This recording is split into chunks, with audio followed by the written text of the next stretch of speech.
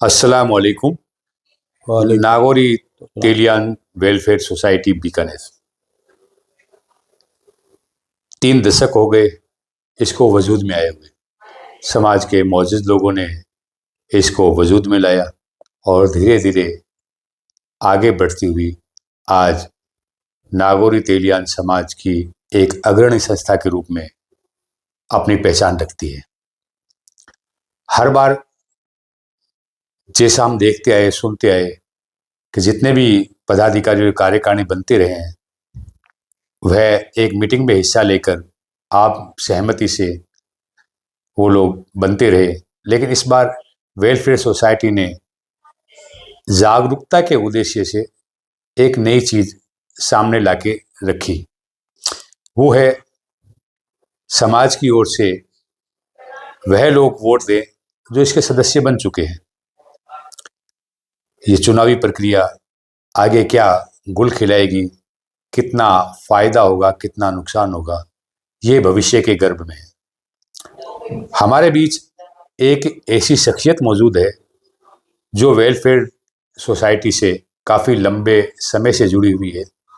आप इस सोसाइटी के सदर भी रह चुके हैं और सेक्रेटरी भी रह चुके हैं।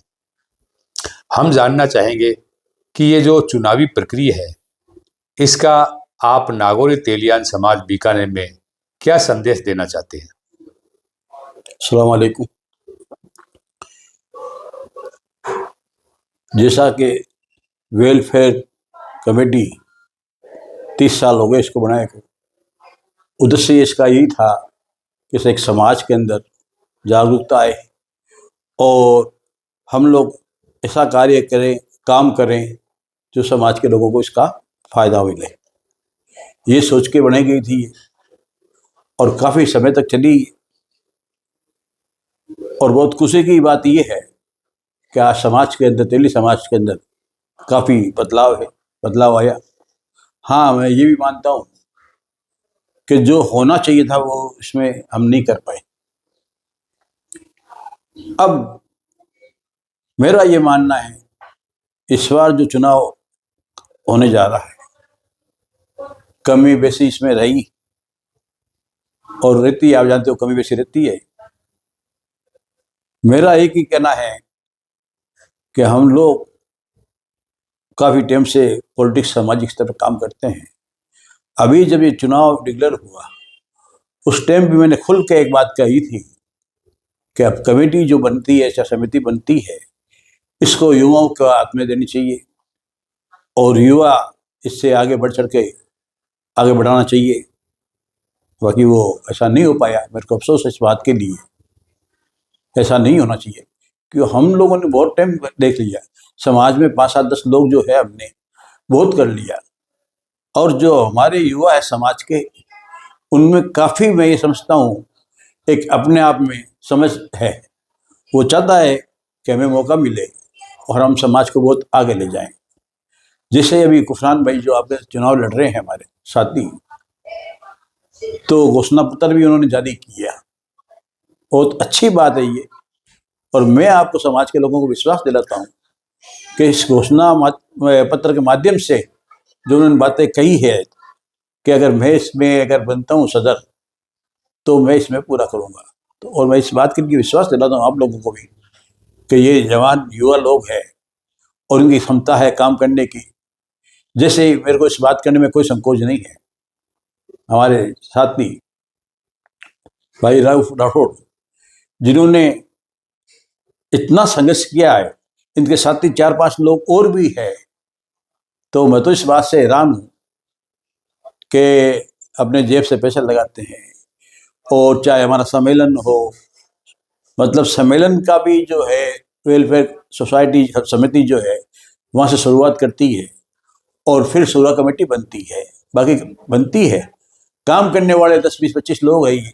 मैंने तो अभी भी प्रस्ताव रखा था इन लोगों को कि अगर आप लोग इसको और आगे बढ़ाना चाहते हो, बढ़ाओ और आप काम करो। तो इन्होंने मना कर दिया कि नहीं, हम बहुत हो गया, अब नए लोगों को मौका मिलना चाहिए। तो इस बात पे मैंने एक बात कही थी सबको कि मेरा मानना है कि युवाओं को, जवानों को इनको आगे आना चाहिए, ना कि ये ऐसा हो कि हमारे समाज के कुछ लोगों के हाथ में ये रहे, तो मैं इसको अच्छा नहीं समझता हूँ।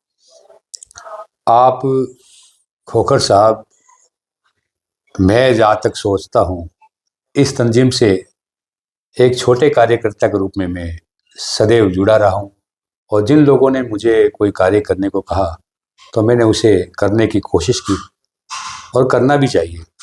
लेकिन आप बार बार एक बात करें कि युवाओं को मौका देना चाहिए, लेकिन एक ऐसा कैंडिडेट भी जो आपके बुजुर्ग हैं और उनको निर्विरोध खजांची बनाया गया है, तो ये युवा और बुजुर्ग का जो तालमेल है उसको आप कैसा समझते हैं? हाँ, यही तो रऊफ साहब बात है, यही विशेष खूबी है हम लोगों ने। और कम से कम मैं ये कहता हूँ, पूरे समाज को मैं ये मैसेज देना चाहता हूँ, जैसे आपने भी कहा, ये तालमेल होना चाहिए जवान और हमारे जो है वरिष्ठ। ये तालमेल की बात से जो है, ये आज हमारे हाजी साहब जो कैसे इतने साल से हैं, बीच बीच में युवाओं ने कुछ बात की, ऐसी विषय की, मैंने पुरजोर हर वक्त, आप इस बात को मानते हैं कि हमने इस सपोर्ट किया। क्यों किया? अरे भाई, बहुत तो काम है, ये लिखा पढ़ी करना, ये चलाना। आप लोग सेक्रेटरी थे, अभी अध्यक्ष अमित भाई है, और कैसे रो हाजी साहब है, तो कहना बढ़ना बहुत छोरा है रहू साहब, उसको निभाना, काम करना बहुत दोहरा काम है। ये भागदौड़ तो सब करते हैं, बाकी लिखा पढ़ी का काम बहुत अपने आप के अंदर ये दायित्व है। मेरा यही मानना है कि युवाओं का जोश हो, उनका बढ़ती मेहनत हो, और बड़ों की सरपरस्ती हो। ये दोनों बात है कि युवाओं को भी मैं अपील करना चाहता हूँ कि वो भी हमारे बड़ों का ख्याल रखे, इज्जत रखे, सम्मान दे। बाकी बात ये है कि वो सारा जो ना मापदंड वो युवाओं के हाथ में रहना चाहिए। खोखर साहब, मैं इस बात को जानना चाहूँगा, मैंने जो वेलफेयर सोसाइटी है, जो सदस्य है, उनकी पूरी लिस्ट का बारीकी से अध्ययन किया, बारीकी से उसको पढ़ा। उसमें करीब 150 से ज़्यादा महिलाएं हैं।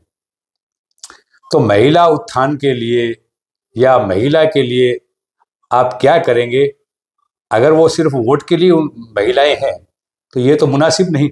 और ये जो महिलाएं हैं, आपने जो कैंडिडेट जो 3 पद के लिए चुनाव हो रहे हैं या बाकी जो कार्यकारिणी बननी है, उसमें महिलाओं को आप कितने लोग शामिल करेंगे अगर आपकी टीम इस चुनावी प्रक्रिया में उभर कर सामने आती है? देखो रऊफ साहब, मैं हमेशा समाज के साथ पॉलिटिकल आदमी हूँ।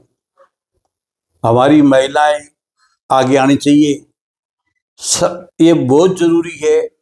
पढ़ाई एजुकेशन के अंदर आज मुस्लिम पूरे समाज की बात करता हूँ कि 10, 15, 20 सालों में जो ये गैप था बच्चों की पढ़ाई में, आज वो गैप खूब मिटते हुए आगे बढ़ रहा है।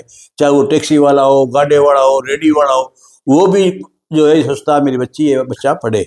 और महिलाओं के बारे में जो आपने बात कही, मैं तो ये कहता हूँ कि बिल्कुल बरोबर की भागीदारी महिलाओं की हमारे बीच में रहेगी। और इसी में भी जो महिलाएं हमारी बहन बेटियां हैं, उनको भी निष्बिगर जो है संतोष कि उनको भी आप जो है हम लोग प्रयास करेंगे कि वो कार्यकारिणी भी बने, पदाधिकारी भी बने, जिससे हमारी कौम के अंदर जागरूकता पैदा हो। बहुत अच्छी बात है, महिलाओं को अधिकार मिलेगा, महिलाओं को काम मिलेगा।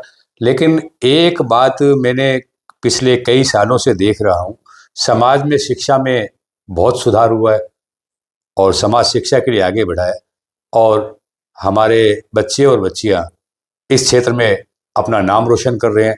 और इसको बहुत बारीकी से देखें, सिर्फ बीकानेर जिले तक तो हम एक आकलन करें तो प्रत्येक माह एक लड़का सरकारी नौकरी में जा रहा है, प्रत्येक माह, जो बहुत ही खुशी की बात है। तो खोखर साहब, ये जो सरकारी सेवा में जा रहे हैं, ज़्यादातर लोग कहते हैं कि शिक्षा हासिल करनी चाहिए, पढ़ना भी चाहिए, लेकिन पढ़ाई के साथ साथ सरकारी नौकरी तो एक रोजगार का माध्यम है। और अधिकांश लोग कहते हैं, और इस्लाम में भी बताया गया है कि आप लोग अगर बिजनेस करते हैं, उद्योग लगाते हैं, तो उसमें आपको ज़्यादा फायदा रहेगा। तो ये जो बच्चे पढ़ रहे हैं, तो आप उनको सरकारी नौकरी उनके लिए अच्छी रहती है, या अगर वो अपना उद्योग या बिजनेस लगाएं तो उनके लिए फायदेमंद रहेगा? इसमें तो सब दो बातें हैं कि हमारे बहन बेटी पढ़ाई को मैं फिर कहूँगा आपको मस्ट है, जरूरी है।